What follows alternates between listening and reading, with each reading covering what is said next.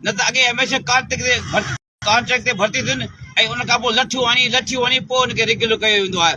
ऐं हींअर वरी असां नेठि साॻियो सिलसिलो शुरू थियो आहे। हाणे 8 महीना थिया आहिनि, वरी बि पघार जे लाइ असां घोड़ा कंदा वठूं त ख़ुदा ताला ज़ुल्म न करियो, सिंधी उस्ताद जो पघार जारी कयो जेके मेरिट तव्हां पास कया आहिनि।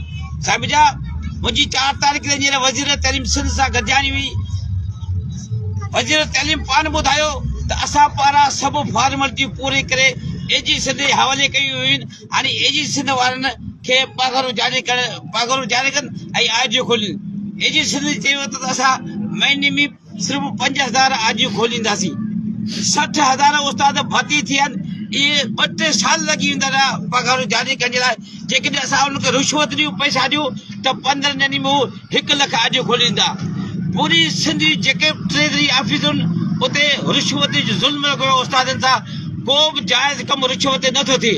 अॼु ऐलान थो करियां असां एजी सिंध जी ऑफिस जे ख़िलाफ़ जेसी नौजवान उस्ताद जा आजियूं न खोलियूं वेंदियूं, जेसी उन जो पघार जारी न कयूं वेंदियूं, ही हर ज़िले में रोज़ानी जे बुनियाद ते इहे जारी रखियो वेंदो जेसिताईं उस्ताद खे पंहिंजा हक़ नथा मिलनि। ही उस्ताद बद स्कूल ते विया आहिनि जेके 100 मील परे था वञनि। तव्हां हिसाब लॻायो 8 महीना थी विया हुजनि, हिन महांगाई जे दौर में उस्ताद खे पघार न मिले त उहो केॾो परेशान हूंदो। हिन माण्हू अटे लप जे लाइ परेशान, हे बि उस्ताद हे बि मुआशिरे जो हुसर। उन जे करे ऐं एजी सिंध खे वार्निंग थो ॾियां, जेकॾहिं फेबर वञे ताईं असांजे सिंधी उस्ताद जो पघार जारी न कयो आहियूं त सॼी सिंध जा उस्ताद वठी एजी ऑफिस जे अॻियां तारीख़ धरणो हणंदुसि। उहो धरणो तेसिताईं जारी रहंदो जेसिताईं सिंधी उस्ताद जूं पघारूं जारी न कयूं वेंदियूं।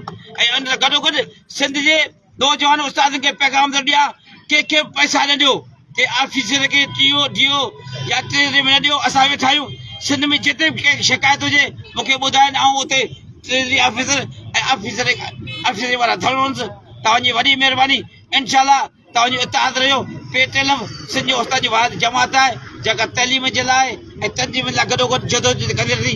इनशाला तव्हांजे उस्ताद पघारूं कराए पोइ घरु ईंदासीं। उस्ताद इत्तेहाद ज़िंदाबाद, पेटीएम ज़िंदाबाद। ऐं उन सां गॾु जेके असांजा नौजवान सिंध जे काफ़ी साफ़ी आहिनि, जिनखे भुलाव जा वापसि वरितो वञे। मिनिस्टर साहिब सां हींअर 4 तारीख़ ते मुंहिंजी मीटिंग हुई। मिनिस्टर साहिबु चयो, भाई साहिब तव्हां जेकॾहिं अहिड़ा के उस्ताद सां बेवाजिबी थी आहे, ज़्यादती थी आहे त पूरी सिंध जे फाइल ठाहे मूंखे ॾियो। तव्हां पंहिंजे सभिनी सिंध जे सदन खे गुज़ारिश थो करियां, सॼी सिंध में जेकॾहिं के उस्ताद सां साफ़त जी आड़ी में बेवाजिबी थी आहे तव्हां फाइल खणी अचो। इनशाला 13 तारीख़ ते मिनिस्टर साहिब जे अॻियां रखंदुसि, उन जा बहाल कराईंदासीं। जेको उनजो जाइज़ हक़ उहो उनखे वठी मुंहिंजे सामने वाइदो आहे। इहा वज़ीर तइलीम मूंसां वाइदो कयो आहे। इनशाला हर उस्ताद जे पेट लफ़्त कंदी जंहिंसां बेवाजिबी थींदी। वॾी महिरबानी। साईं हिकिड़ो मिनट फोटू सही आयो कोन्हे, फोन बि